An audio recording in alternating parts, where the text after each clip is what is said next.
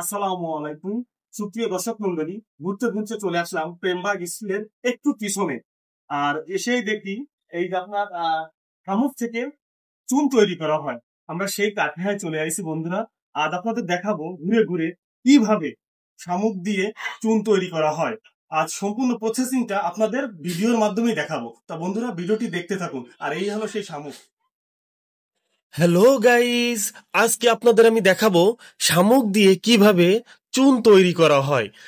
অনেকেই কিন্তু জানতে চেয়েছেন যে ভাইয়া শামুক দিয়ে কিভাবে চুন তৈরি করে, আজকে একটু ভিডিওটি দেখাবেন। আমি তাদেরকে দেখানোর জন্য আজকে কিন্তু আমি সেই যে জায়গায় চুন তৈরি হয় সেই কারখানায় কিন্তু আমি চলে আইছি। তা বন্ধুরা, এই হলো শামুক। এখানে শামুকের পাহাড় করা হয়েছে, মানে পাহাড়ের মতো, মানে অনেক শামুক এখানে, মানে বস্তা বস্তা শামুক আছে এই জায়গায়। আর এই সামনে একটা চুলা দেখতে পাচ্ছেন, এই চুলায় কিন্তু এই শামুকগুলো নিয়ে ঢালা হয়েছে। আপনাদের আমি দেখাবো, একটু একটু সামনে যাচ্ছি আমি। সামনে যে আপনাদের দেখাবো, এই দেখেন সেই শামাক। এই শামুক কিন্তু ফুল ভরবে, ভরার পরেই কিন্তু এই ভাইয়েরা শামুকগুলো পোড়াবেন, বুঝছেন। তাই শামুকগুলো দেখেন কত চিকচিক করছে, আর এই শামুকগুলো পরিষ্কার করে তারপরে কিন্তু এখানে ঢালা হয়েছে। আগে পানি দিয়ে ধোয়া হয়েছে, মেলা ধোয়া হয়েছে, ধুয়ে ধুয়ে পরিষ্কার করে তারপরে কিন্তু শামুক ঝুড়িতে করে আবার এই চুলার ভিতর ঢালা হয়েছে, মানে ঢেলে ফেলা হয়েছে, ঠিক আছে। আর এই ভাই এই শামুকগুলো একদম সমান ভাবে সাজিয়ে দিচ্ছেন, সমান করে সাজিয়ে দিচ্ছেন। কারণ শামুকগুলো যদি সমান করে সাজিয়ে না দেন, তাহলে কিন্তু শামুকগুলো ঠিকভাবে পড়বে না, ঠিক আছে। তা শামুকগুলো পুরানো হয়ে যাবে, আর কিছুক্ষণ পরে কিভাবে চুন হয় আপনাদের সেইটাই এবার দেখাবো।